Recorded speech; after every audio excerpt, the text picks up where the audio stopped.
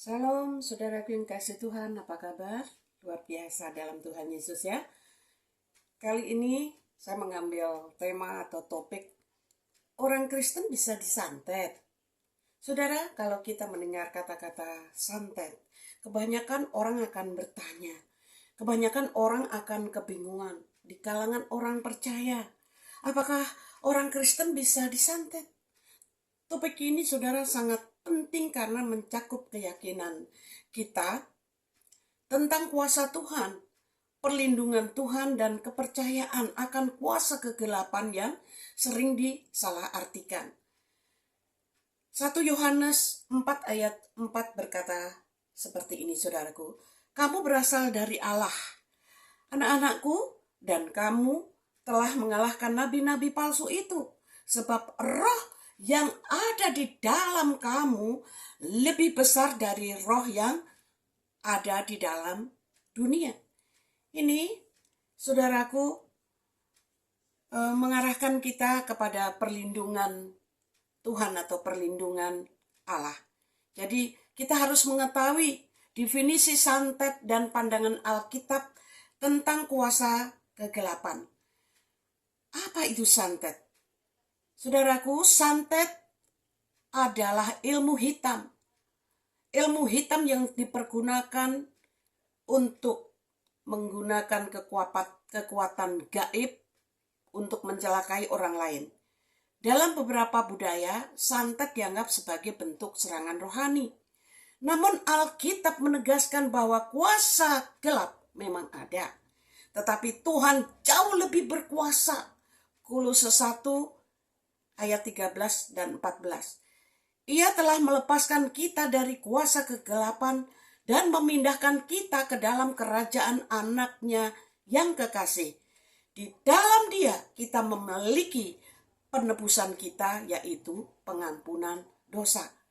Saudaraku, apakah kuasa gelap dapat mempengaruhi orang percaya?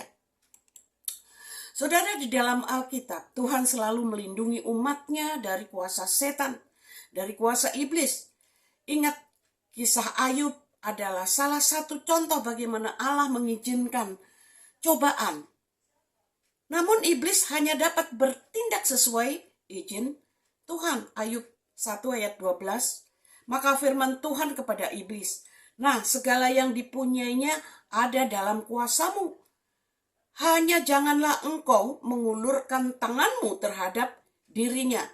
Kemudian pergilah iblis dari hadapan Tuhan. Saudaraku, ada jaminan dari Tuhan, yaitu perlindungan bagi orang percaya melalui apa? Melalui Roh Kudus yang ada di dalam diri kita. Orang Kristen telah menerima Roh Kudus yang memberikan perlindungan. Efesus 6 ayat 11. Kenakanlah seluruh perlengkapan senjata Allah supaya kamu dapat bertahan melawan tipu muslihat iblis. Saudaraku, ayat ini mendorong kita untuk mengenakan seluruh perlengkapan senjata Allah agar dapat melawan tipu muslihat iblis. Saudara, kita bisa melawan kuasa iblis dengan kuasa nama Yesus. Nama Yesus memiliki kuasa atas segala sesuatu, termasuk kuasa kegelapan. Setiap kali kita merasa terancam oleh roh jahat, kita dapat berlindung dalam nama Yesus yang telah mengalahkan maut. Filipi 2 ayat 9-11. Kemudian menghadapi ketakutan dan tantangan. Iman yang kuat mengalahkan ketakutan. Iman kepada Tuhan akan mengalahkan segala ketakutan akan sihir, akan santet, akan kuasa kegelapan. Seperti yang tertulis di dalam 2 Timotius 1 ayat 7. Tuhan tidak memberikan roh ketakutan, melainkan roh kekuatan, kasih, dan ketertiban. Jangan sampai kita memberikan celah kepada iblis. Orang Kristen dipanggil untuk hidup dalam kekudusan dan tidak membuka pintu bagi kuasa kegelapan melalui dosa. Dalam Efesus 4 ayat 27, Paulus mengingatkan, Dan janganlah beri kesempatan kepada iblis. Jadi apa itu santet, saudaraku? Santet adalah bentuk sihir atau ilmu hitam yang dimaksudkan untuk mencelakai orang lain secara supranatural. Siapa yang terlibat dalam santet? Biasanya mereka yang percaya pada kekuatan gelap dan menggunakan kekuatan gaib untuk tujuan jahat. Namun, Tuhan adalah pelindung kita dan tidak ada kuasa yang lebih besar daripadanya. Di mana kuasa kegelapan beroperasi. Kuasa kegelapan bisa beroperasi di dunia, namun orang percaya hidup di bawah perlindungan Allah yang berkuasa atas segala kuasa di langit dan di bumi. Matius 28 ayat 18. Kapan orang Kristen bisa diserang oleh kuasa gelap? Nah, ketika seseorang tidak hidup dalam ketaatan kepada Tuhan dan membuka pintu melalui dosa atau membuka celah. Namun jika kita tetap tinggal dalam perlindungan Tuhan, kita aman. Mengapa orang Kristen tidak perlu takut santet? Saudaraku yang dikasihi Tuhan, karena Yesus telah mengalahkan segala kuasa kegelapan dan memberi kepada kita kemenangan serta perlindungan melalui darahnya dan kuasa Roh Kudus. Jadi saran saya, saudara yang dikasihi Tuhan, jangan takut, tetaplah beriman. Bahwa ketakutan akan santet atau kuasa gelap tidak ada di dalam hidup orang percaya yang sejati. Percayalah bahwa Tuhan adalah benteng perlindungan yang kokoh. Mazmur 91 ayat 1 dan 2 mengingatkan kita untuk selalu berlindung kepada Allah.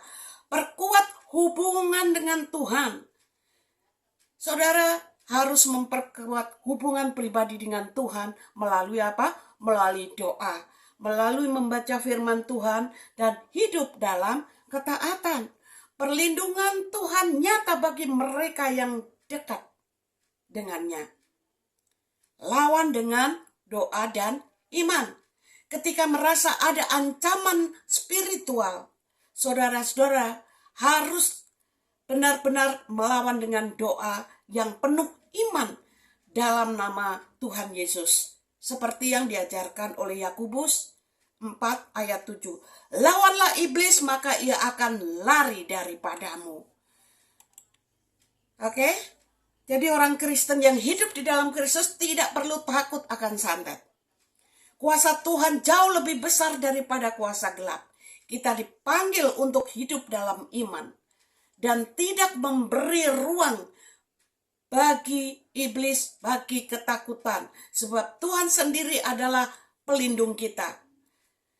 Saudara yang dikasihi Tuhan, mari kita berdoa. Bapa, di dalam nama Tuhan Yesus Kristus, kami orang percaya, jauhkanlah tutup bungkus kami dengan kuasa darah-Mu, kuasa Roh Kudus-Mu, agar kami Tuhan terhindar dan diproteksi Tuhan melalui kuasa Roh Kudus Tuhan Yesus. Tuhan, kami satukan hati, kami ikat kuasa kegelapan, kami patahkan, kami hancurkan. Di dalam nama Tuhan Yesus Kristus, agar kami anak-anak-Mu dijauhkan daripada roh perdukunan, roh santet, roh kuasa kegelapan, roh penghulu dunia, roh penghulu udara. Di dalam nama Tuhan Yesus kami berdoa bersyukur. Haleluya. Amin. Oke, Tuhan Yesus memberkati saudara-saudara yang dikasihi Tuhan. Ingat, jangan pernah takut akan kuasa kegelapan. Kita harus tetap berdoa dan dekat dengan Tuhan, membaca firman, dan kita harus intim dengan Tuhan. Maka proteksi Tuhan senantiasa di dalam seluruh kehidupan kita. Tuhan Yesus memberkati. Amin.